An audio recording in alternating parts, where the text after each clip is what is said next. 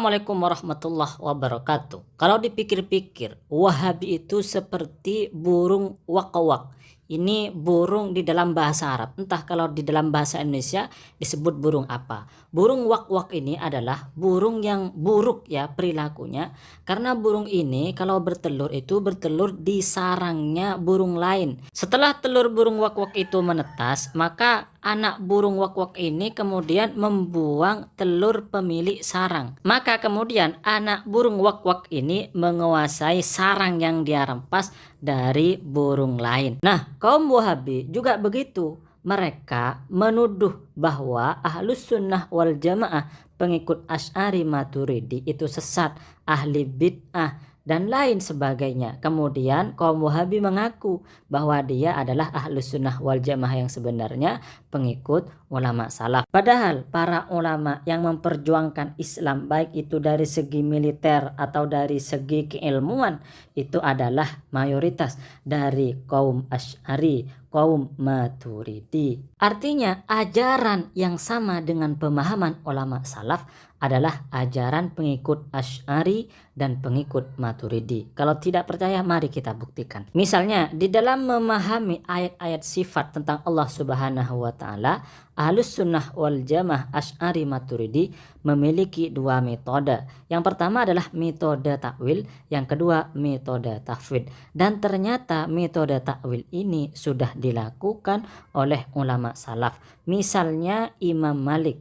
Imam Malik itu ternyata juga mentakwil. Imam Malik itu adalah ulama salaf.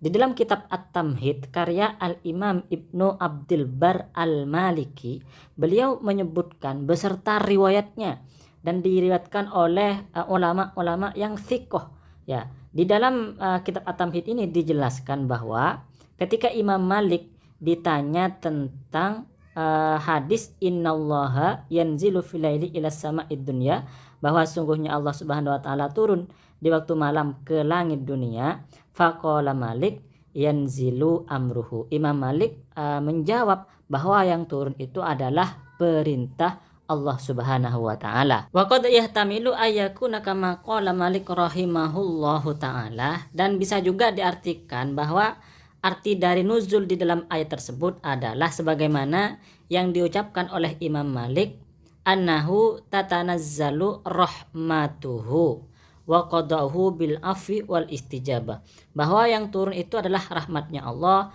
keputusannya Allah yang berupa Allah memaafkan dan Allah menerima doa. Jadi di dalam memahami hadis nuzul, hadis tentang turunnya Allah di waktu malam, itu Imam Malik mentakwil. Riwayat pertama mengatakan bahwa Imam Malik itu mentakwil dengan perintah Allah.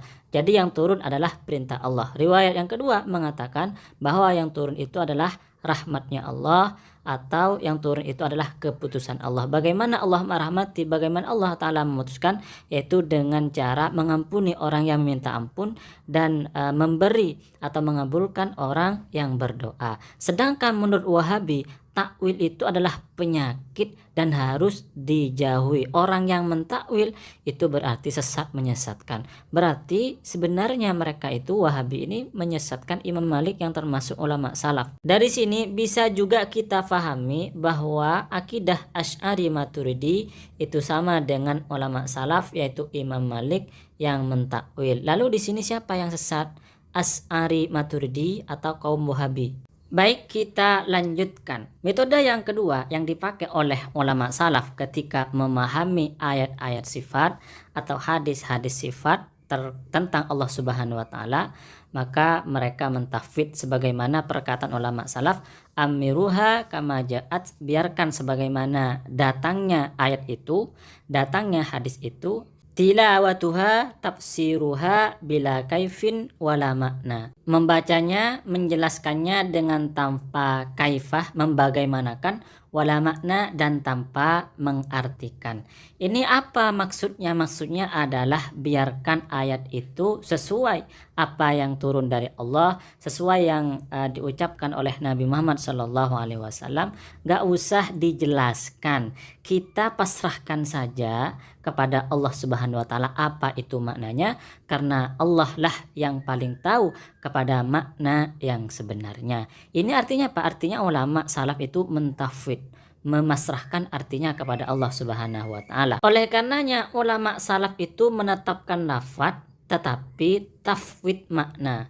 Ulama salaf mengatakan Allah Ta'ala itu memiliki yadun, Allah Subhanahu wa Ta'ala itu memiliki wajhun, Allah Subhanahu wa Ta'ala itu istawa.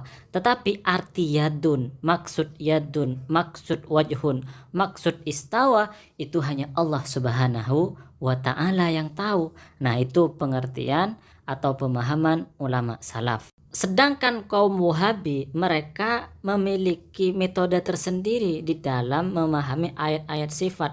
Para Wahabi itu memberi makna secara zahir atau secara hakiki. Lalu kemudian dari mereka itu muncul perkataan begini, Allah Subhanahu wa Ta'ala punya tangan yang sebenarnya, tetapi tangan Allah tidak sama dengan tangan makhluk.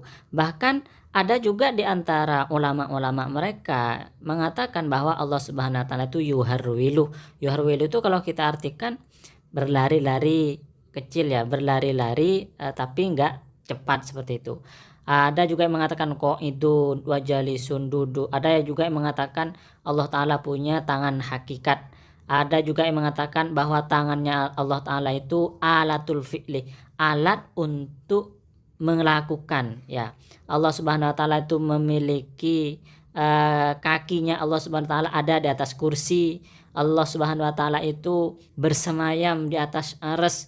Allah Subhanahu wa Ta'ala itu turun dari atas langit ke langit dunia pada waktu malam. Nah, pengertian-pengertian Wahabi ini tidak sesuai dengan pengertian atau pemahaman yang difahami oleh ulama salaf. Pengertian Wahabi ini mengindikasikan bahwa ucapan mereka itu mengindikasikan mereka itu menyerupakan Allah dengan makhluknya. Mereka mengatakan Allah punya tangan yang sebenarnya. Tangan yang sebenarnya itu apa? Tangan yang sebenarnya itu ya anggota tubuh.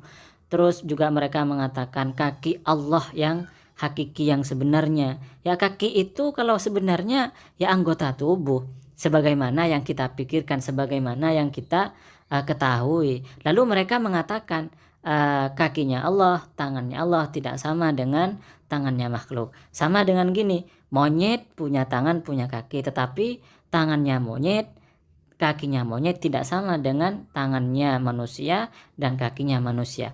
Tetapi kan di sini kan menyamakan monyet dengan manusia, yaitu sama-sama punya tangan, sama-sama punya kaki, dan tangan dan kakinya itu dengan makna yang sebenarnya, makna hakiki. Apa makna hakiki? Ya berupa anggota tubuh, berupa alat dan lain sebagainya. Ulama Ahlus Sunnah wal Jamaah menegaskan bahwa Allah Subhanahu wa Ta'ala sama sekali tidak sama dengan makhluknya. Oleh karenanya ulama salaf mengatakan ma khatara bi balik fallahu bi khilafi dzalik. Apapun yang terbesit di dalam hatimu tentang Allah Subhanahu wa Ta'ala, maka Allah tidak sama dengan apa yang ada di dalam hatimu. Baik, kita lanjutkan. Di antara yang dikritik dan disyirikkan oleh Wahabi adalah tabarruk atau mengharap barokah dari orang yang sudah meninggal atau bertawassul dengan orang yang sudah meninggal. Itu kata kaum Wahabi adalah kafir, syirik, dan seterusnya. Nah, ternyata ulama salaf yaitu Imam Syafi'i itu ternyata bertabarruk dengan Imam Abu Hanifah yang sudah meninggal. Bagaimana caranya? Nah, Imam Syafi'i itu datang ke kuburannya Abu Hanifah lalu berdoa di situ. Dan ternyata hajat atau kebutuhan atau doa yang dipanjatkan oleh Imam Syafi'i itu dikabulkan oleh Allah Subhanahu wa Ta'ala. Baik, kita baca ya. Di dalam Tarikh Baghdad disebutkan, qala sami'tu asy-Syafi'i, Ali bin Maimun berkata bahwa Ali bin Maimun itu mendengar Imam Syafi'i yaqul berkata, ini la atabarraku, bahwa aku sungguh bertabarruk, mengambil barokah bi Abi Hanifah dengan Imam Abu Hanifah. Wa aji'u ila qabrihi, dan aku datang kepada kuburan Imam Abu Hanifah fi kulli yaumin, setiap hari, yakni zairan, maksudnya adalah berziarah. Faida aradat li hajatun, jika aku memiliki kebutuhan, memiliki hajat, sholaitu rakaataini, maka aku sholat 2 rakaat, wajitu ila qabri, dan aku datang kepada kuburan Imam Abu Hanifah, wa sa'altullaha ta'ala, dan aku meminta kepada Allah, memohon kepada Allah Subhanahu wa taala al hajata, kebutuhan tersebut, indahu, di samping kuburan Imam Abu Hanifah. Fama tab'udu anni hatta tugdo, maka tidak lama setelah itu hajat tersebut itu dikabulkan oleh Allah Subhanahu wa taala. Ini Imam Asy-Syafi'i termasuk ulama salaf ternyata bertabarruk, bertawassul dengan Imam Abu Hanifah yang sudah meninggal. Lalu siapa pengikut Ahlus Sunnah wal Jamaah yang sebenarnya, atau pengikut ulama salaf yang sebenarnya? Tentu adalah Aswaja Asy'ari Maturidi, karena pemahaman Aswaja Asy'ari Maturidi itu sesuai dengan pemahaman ulama salaf. Dan ternyata Imam Bukhari, imam yang memiliki kitab hadis paling sahih ya setelah Al-Quran, rujukan umat Islam di dalam memahami agama, di dalam menggali hukum, itu adalah hadis sahih Imam Bukhari. Dan ternyata Imam Bukhari ini juga bertabarruk dengan kuburan, yaitu kuburan Nabi Muhammad Sallallahu Alaihi Wasallam.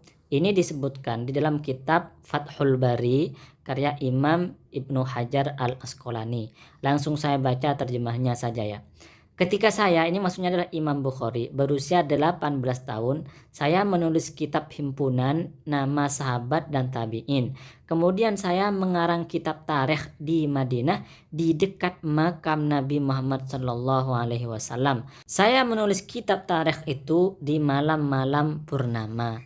Artinya di sini bahwa Imam Bukhari ketika mengarang sebuah kitab, Imam Bukhari mengarangnya di dekat makam Rasulullah Sallallahu Alaihi Wasallam, di dekat kuburan Rasulullah Sallallahu Alaihi Wasallam, dengan maksud ingin mendapatkan barokah dari Rasulullah Sallallahu Alaihi Wasallam, sehingga karya Imam Bukhari ini bermanfaat untuk umat Islam. Lalu para kaum Wahabi itu berani mensyirikkan, bahkan mengkafirkan orang yang mengharap barokah di kuburan-kuburan orang soleh, di makam-makam para nabi, atau bahkan di makam Nabi Muhammad Sallallahu Alaihi Wasallam.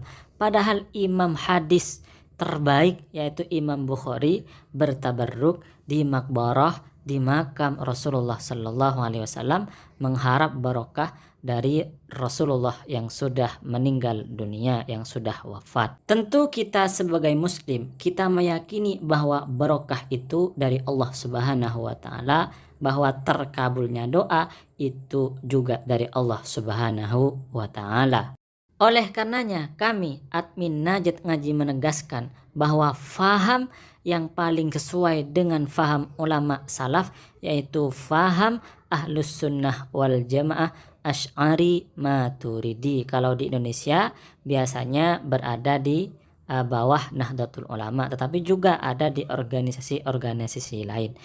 Dan sekali lagi kami tegaskan bahwa Ahlus Sunnah wal Jamaah yang sebenarnya adalah pengikut Imam Asy'ari dan pengikut Imam Maturidi. Ahlus Sunnah wal Jamaah gampangnya adalah mereka yang mengikuti Imam Hanafi, Imam Maliki, Imam Syafi'i, Imam Hambali di dalam fikih, dan mengikuti Imam Asy'ari Maturidi di dalam akidah, dan mengikuti Imam Ghazali atau Imam Junaid al-Baghdadi di dalam akhlak atau di dalam tasawuf. Baik teman-teman, kami admin Najat Ngaji mengucapkan terima kasih banyak atas supportnya. Wassalamualaikum warahmatullahi wabarakatuh.